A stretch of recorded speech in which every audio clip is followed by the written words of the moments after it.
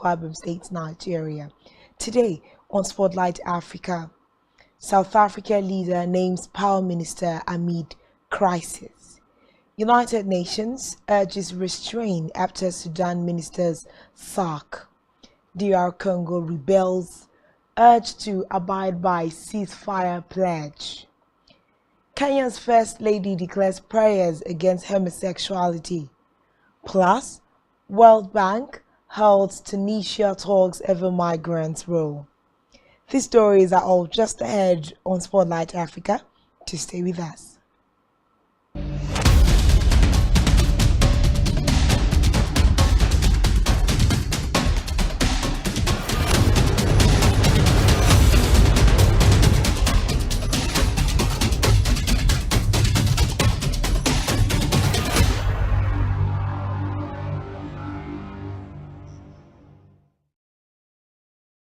First in Spotlight Africa today is coming from South Africa, where President C.A.R. Ramaphosa has appointed a former mayor, Koksienso Raponga, to the newly created position of electricity minister in an effort to address the country's long-running power crisis.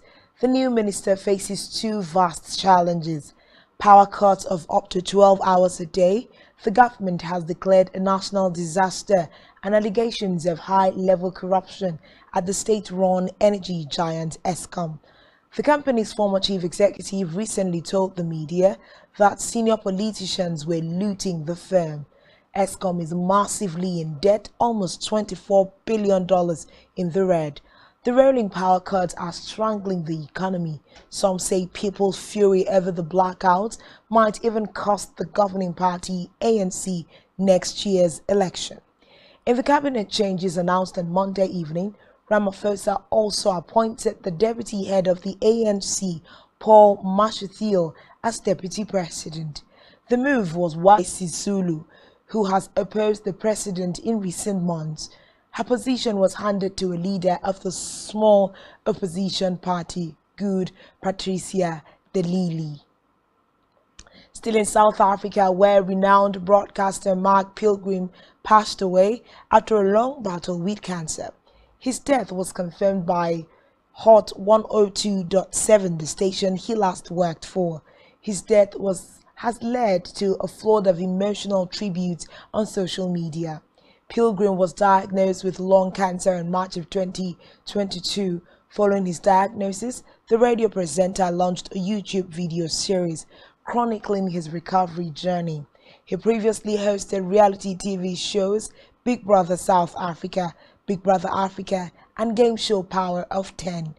Meanwhile, the father of two survived testicular cancer in 1988. In another development, President Faustin Archange Touadera of the Central African Republic, C.A.R, has accused Western nations of deliberately keeping his country politically unstable days after he met French President Emmanuel Macron. According to the president, the Central African Republic has been subjected since its independence to systematic looting facilitated by the political instability maintained by certain Western countries or their companies which finance armed terrorist groups whose main leaders are foreign mercenaries. C.A.R troops and soldiers from the Russian mercenary group Wagner have been accused of appalling rights violations, leading to EU sanctions being imposed on some of the group's senior operative mercenaries in the country. At the United Nations conference in Qatar, President Touadera said the Central African Republic was a victim of geostrategic aims linked to its natural resources, and that foreign interference keeps his nation and others like it in a state of dependence, insecurity, and instability. Meanwhile, for many years after independence, France maintained close economic and military ties to its former colony before C.A.R switched to Russia. Meanwhile, the United Nations mission in South Sudan says it is following the recent sacking of the defense minister urging parties to exercise restraint and engage in a collegial spirit in order to resolve such sensitive national issues. President C.A.R sacked the country's first female defense minister, Angelina Teny, who is from the main opposition party, with the party calling for her reinstatement. The United Nations envoy to the country, Nicholas Haysom, called for the transitional government in South Sudan to implement a peace agreement to hold credible elections next year. He noted key hurdles that the country must address to complete the transitional phase next year, including the drafting of a new constitution. He said it was an opportunity for South Sudanese to agree how they would live harmoniously and avoid a repeat of civil wars that have plagued the country. Moving on from that, a 43-year-old Ugandan teacher and her alleged partner remain in custody after they were reported over the weekend to police in the eastern city of Jinja. Same-sex relations are illegal in Uganda under colonial-era laws, which have been bolstered by more recent anti-homosexuality bills, the latest of which is currently being drafted by Parliament.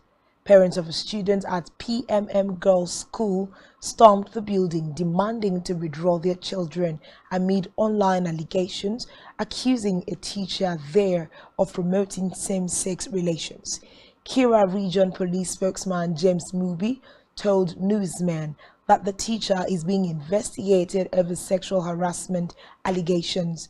Her alleged partner is a 30-year-old who is neither a student or to keep holding her as well as her alleged partner for their own safety. Elsewhere, aid workers in Eastern Democratic Republic of Congo say clashes are continuing between the army and M23 rebels despite a ceasefire agreement. They said there was fighting on at least two fronts. The M23 said it was committed to a peaceful solution, but would continue to defend itself if attacked by the Congolese military or its allies. Meanwhile, the M23 and the army have accused each other of launching attacks on Monday, which led to significant civilian displacement. Rwanda denies backing the M23, which has captured large swaths of territory over the past year and is threatening the regional capital of Goma.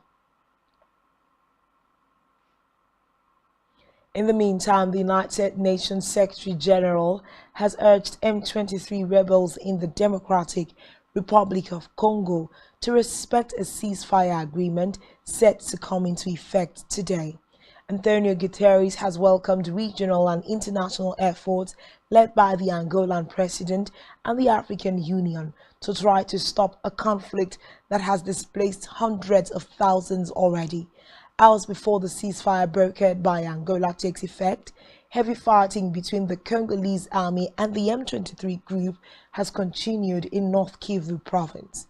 Meanwhile, the United Nations Secretary General has condemned all violence against civilians and urged all armed groups to lay down their weapons and disarm unconditionally. In a separate development, the Archbishop of Anglican Church of Kenya has said England will no longer be the leader of the global Anglican Church following a change in teaching to allow priests to marry same-sex couples. Archbishop Jackson Ole Sapit told newsmen that the church's teaching that homosexuality is a sin would not change. Recall that the Church of England last month backed proposals to allow prayers of blessing for same-sex couples, but it said its position on gay marriage would not change and same-sex couples would still be unable to marry in church. Meanwhile, archbishops representing 10 of the 42 provinces in the Anglican Communion have said they no longer consider Archbishop of Canterbury Justin Welby as their leader. In a related development, Kenya's First Lady Rachel Ruto has declared national prayers against homosexuality in the country, saying the family unit was under attack. She said the country cannot condemn the Supreme Court's ruling last month that upheld the LGBTQ community's right of association. Homosexuality remains criminalized in Kenya. The Supreme Court ruled that refusal to allow the LGBT community to register lobby groups in Kenya would violate their rights to association as provided in the Kenyan Constitution. However, the ruling was met with protests from President William Ruto as well as religious leaders in Kenya. Kenya's Attorney General said the government will challenge the court's ruling, insisting that the issue is a matter for public consultations rather than for the courts. In health, hundreds of children under the age of 5 are to be vaccinated in Western Kenya as the Health Ministry rolls out its program to 5 counties there.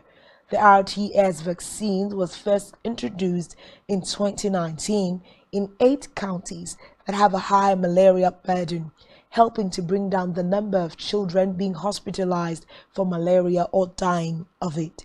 To date, more than 1.3 million African children have received at least one of the 4 doses of the vaccine since it was piloted 4 years ago.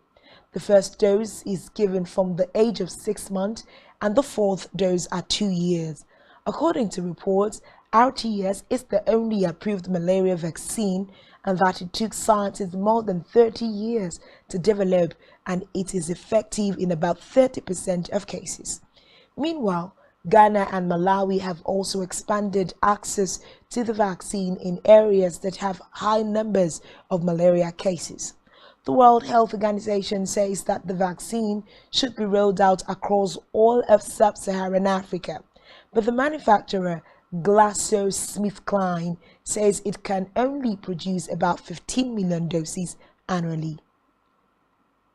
Away from that, the Mozambican weather authorities say the moderate cyclone Freddy is returning to the Mozambique Channel and Zambezia and Sofala regions may be hit. The storm, according to the meteorologist, is moving at a speed of 13 kilometers per hour towards the southwest coast of Madagascar and could reach the severe tropical storm stage on Monday. Mozambique's National Institute of Meteorology has predicted continued heavy rains, more than 200 millimeters in 24 hours over the ocean, and winds of up to 110 kilometers per hour, accompanied by gusts of up to 150 kilometers per hour, which could disturb the sea, generating waves that are about 10 feet 3 meters tall. Meanwhile, the agency has warned people to take precautionary and safety measures. We move now to Ethiopia, where Tigray People's Liberation Front TPLF rebels have denied establishing a transitional administration in the northern region in accordance with the peace agreement signed in November last year. A local news website reported that TPLF had finalized the process of forming a 28-member interim regional administration, which needed approval by the federal government. However, TPLF spokesperson Getachew Reda said the Tigray interim administration would only be established after mutual consultations between the parties to the Pretoria Agreement. Meanwhile, major political parties in the region have been calling for an inclusive interim government to steer the region as it tries to recover from the devastating civil war. Recall that last month, the opposition parties in Tigray boycotted a conference on the formation of an interim government, accusing the TPLF of monopolizing the process. Meanwhile, Eritrea's government has described a United Nations report on the human rights situation in the Horn of Africa nation as part of unrelenting harassment and weaponization of human rights in its crudest form against a developing country. It came after the United Nations Human Rights Council, UNHRC, said in a report on Monday that Eritrea's human rights record remains dire and shows no sign of improvement. In response, the Eritrean delegation to the UNHRC said in a statement that the unrelenting harassment of Eritrea for more than 10 years now through the unwarranted appointment of special rapporteurs stems from and is inextricably linked with the hostile agenda of its detractors.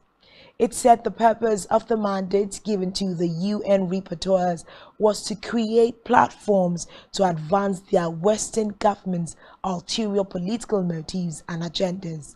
The statement said Eritrea's inviolable right for independent political choices and economic development should not be misconstrued and utilized as tools of harassment by certain external powers. Uganda teacher in custody over alleged same-sex relations. Stay tuned for details of these and more after the break.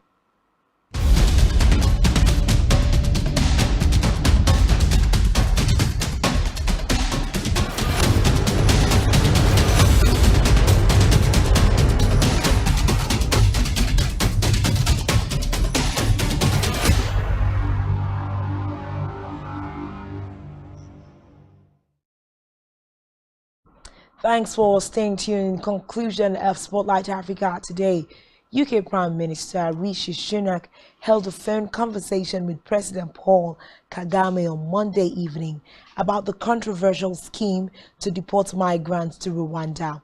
Reports say the leaders committed to continue working together to ensure this important partnership is delivered successfully. The UK government's plan to send some asylum seekers to Rwanda has been met by opposition, although a British High Court ruled in December 2022 that it was lawful. Opponents had argued that Rwanda is not a safe destination for asylum seekers and that the scheme breaks human rights laws. Meanwhile, the United Nations Children's Agency, UNICEF, says the number of pregnant women and girls who are suffering from malnutrition has soared by a quarter in the last 2 years in countries like Somalia, Ethiopia, and Afghanistan. UNICEF estimates that more than 1 billion women and adolescent girls across the world are malnourished. It is worried that recent crises, including war and COVID-19, have made it increasingly hard for them to get the food they need. It has urged the international community to make food security a priority, including supporting failing nutrition programs. In another development, the World Bank has suspended talks over its future engagement with Tunisia, following President Kais Saied's recent criticism of sub-Saharan migrants. The outgoing head of the bank, David Malpass, said Saied's remarks had triggered racially motivated harassment and even violence in Tunisia. He described the situation as deeply concerning, but added that recent steps by the Tunisian government to support migrants were positive. Recall that on Sunday, President Saied denounced racism despite making comments last month that African immigrants were part of a plot to change Tunisia's demographic profile. Meanwhile, hundreds of Tunisians have rallied in Tunis in defiance of a protest ban. They demanded the release of more than 20 prominent figures opposed to the president who were arrested in recent weeks. Recall that public figures were locked behind bars under former ruler and ousted President Zine El Abidine for alleged terrorism and causing recurrent food shortages, as well as plotting against the state. Meanwhile, in February, the United Nations High Commissioner for Human Rights expressed concern over the deepening crackdown against perceived political opponents and civil society in Tunisia, including through measures taken by the authorities that continue to undermine the independence of the judiciary. We move now to Tanzania, where government has banned boarding at nursery and lower years at primary schools, saying their aim is to give children the opportunity to bond with their families, understanding the traditions, cultures, and values of the country. Education Commissioner Labwene Tambawa says boarding services for children up to the age of 10 will end next month, and they will remain as day scholars until they reach the next grade, known in Tanzania as Standard 5. She did, however, say exceptions can be made for pupils whose parents or guardians obtain a special permit exempting them from the change in the rules. Matboa says any school found to be violating the directives will face disciplinary measures, including striking pupils from their books. Meanwhile, boarding schools are very popular in Tanzania and are offered both privately and by the state. Most of the boarding schools affected by these measures will be private, as not many state-run primary schools accept boarders. In the meantime, archaeologists in Egypt have unearthed a sphinx statue with a smiley face and two dimples near the Hathor Temple, one of the country's best preserved ancient sites. The Tourism and Antiquities Ministry announced yesterday it is the latest in a series of discoveries revealed over the past few months. According to ministry in a statement, the limestone artifact believed to be a stylized representation of an ancient Roman emperor was found inside a two-level tomb near the temple in southern Egypt. Next to the beautifully and accurately carved sphinx, researchers had found a Roman stele written in Demotic and hieroglyphic script. Once fully deciphered, the stele may shed light on the identity of the sculpted ruler, who the Egyptian research team said could be Emperor Claudius. Lastly, for today on Spotlight Africa, 4 jihadist prisoners escaped from a Mauritanian prison in the capital after killing prison guards. The incident occurred on Sunday night